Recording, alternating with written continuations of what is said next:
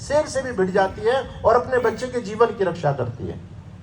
लेकिन यदि वो बच्चा अपनी माँ की गोद से दूर हो जाए तो भेड़िए और कुत्ते भी उस बच्चे को उठा ले जाते हैं। तो आर्य समाज इस हिंदू समाज की माँ है। लाला लाजपत राय कहते हैं आर्य समाज मेरी माँ है। बंधुओं, ये षड्यंत्र चल रहा है आर्य समाज से हिंदू समाज को दूर करो। दूर कैसे होगा? तो हिंदू समाज की सबसे बड़ी कमजोरी मूर्ति पूजा। बोले इनको आर्य समाज के खिलाफ भरो कि आर्य समाज के लोग मूर्ति पूजा का खंडन करते हैं। क्यों भाई? आर्य समाजियों ने केवल मूर्ति पूजा का खंडन किया है और इन लोगों ने मूर्ति पूजा का खंडन नहीं किया क्या? कबीरदास जी ने मूर्ति पूजा का खंडन नहीं किया क्या? बोलो। कबीरदास जी ने इतना जबरदस्त खंडन किया है, कहते हैं पत्थर पूजे हरि मिले तो मैं पूजूं पहाड़।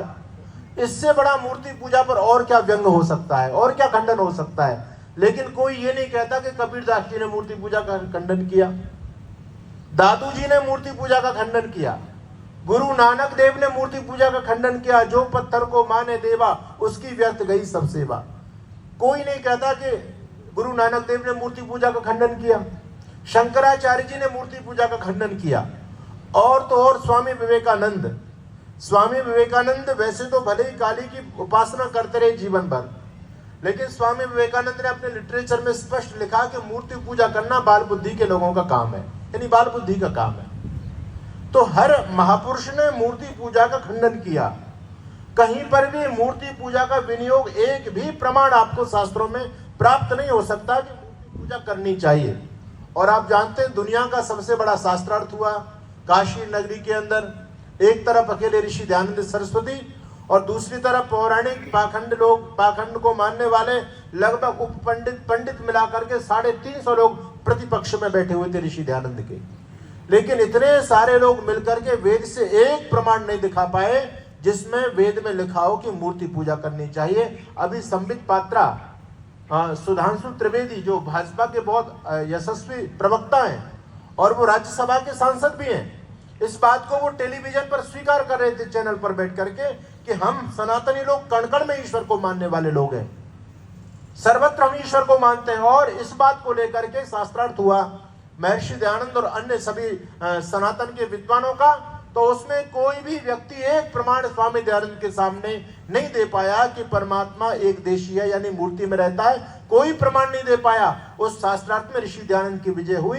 ये बात सुधांशु त्रिवेदी स्वयं एक्सेप्ट करते हैं। तो बंधुओं, ये मूर्ति पूजा का खंडन केवल आर्य समाज ने नहीं किया, सबने किया है। लेकिन ठिगड़ा हमारे सिर पर फोड़ा गया। उसका सबसे बड़ा कारण यह था कि आर्य समाज ऋषि दयानंद ने केवल मूर्ति पूजा का खंडन नहीं किया, स्वामी दयानंद ने पाखंड का भी खंडन किया है। दूसरे लोगों ने केवल मूर्ति पूजा का खंडन किया। आर्य समाज ने केवल मूर्ति पूजा का खंडन नहीं किया, बल्कि ढोंग, आडंबर, अंधविश्वास पर भी कुठाराघात किया है। दूसरे लोगों ने केवल मूर्ति पूजा का खंडन किया है। आर्य समाज ने केवल मूर्ति पूजा का खंडन ही नहीं किया, बल्कि इस्लाम पर, क्रिश्चियनिटी पर जबरदस्त प्रहार किया है। अन्य लोगों ने केवल मूर्ति पूजा का खंडन किया है। आर्य समाज ने जो भी वेद विरुद्ध मान्यताएं समाज में देखी, सबका खंडन किया और उन मान्यताओं को फैलाने वाले धर्मगुरुओं का भी जबरदस्त खंडन किया। बंधुओं, इनको चिढ़ केवल मूर्ति पूजा से नहीं थी, इनको दिक्कत थी कि आर्य समाज के प्रचार प्रसार से इनकी दुकानें बंद हो रही थी, इनका धंधा बंद हो रहा था। तो ये चोर मौसेरे भाई सारे मिलकर के चिल्ला उठे कि आर्य समाज के लोग तो मूर्ति पूजा का विरोध करते हैं, मूर्ति पूजा का विरोध करते हैं, आर्य समाज से दूर रहना चाहिए। इस षड्यंत्र को आज समझने की आवश्यकता है। तो ऋषि दयानंद जी महाराज ने आकर के इस वैदिक परंपरा की स्थापना की। कितना बड़ा योगदान! देखो, पाखंड का खंडन ऋषि दयानंद ने क्यों मूर्ति पूजा का खंडन किया, इस बात को और समझने का प्रयास कीजिए। और हर पाखंड का खंडन स्वामी दयानंद सरस्वती ने किया है। अभी बहन अंजलि जी आपके बीच में बता रही थी वो सरदार भगत सिंह की कहानियां, और भी हमारे विधायक जी बात आपके बीच में कर रहे थे, श्याम जी कृष्ण वर्मा जी की बात कर रहे थे, जिन्होंने इस देश को आजाद कराने के लिए अपने पूरा जीवन आहूत कर दिया। लगभग 7.5 लाख नौजवानों ने हंसते हंसते फांसी के फंदे को चूम करके और अपने प्राणों को न्योछावर कर दिया इस देश को आजाद कराने के लिए। वो सारे के सारे अधिकांशतः नौजवान ऋषि दयानंद और आर्य समाज से प्रेरणा को प्राप्त किए हुए थे। इतिहास में पढ़ाया जाता है कि आजादी में 2 दलों ने काम किया, एक था नरम दल और एक था गरम दल। आप लोगों ने पढ़ा होगा।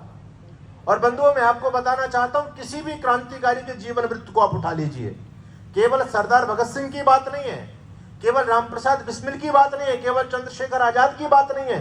किसी भी क्रांतिकारी को आप पढ़ेंगे तो सबके पीछे प्रेरणा के रूप में आप ऋषि दयानंद और उनके अमर ग्रंथ इस सत्यार्थ प्रकाश को पाएंगे। हर क्रांतिकारी के झोले में, हर क्रांतिकारी के थैले में, उनकी तकिए के नीचे उस समय यदि कोई ग्रंथ पाया जाता था तो केवल सत्यार्थ प्रकाश पाया जाता था। और इस सत्यार्थ प्रकाश को लोग क्रांतिकारियों की गीता इसलिए कहते थे कि हर क्रांतिकारी ने इसी सत्यार्थ प्रकाश को पढ़ करके राष्ट्र धर्म की प्रेरणा प्राप्त की थी। अभी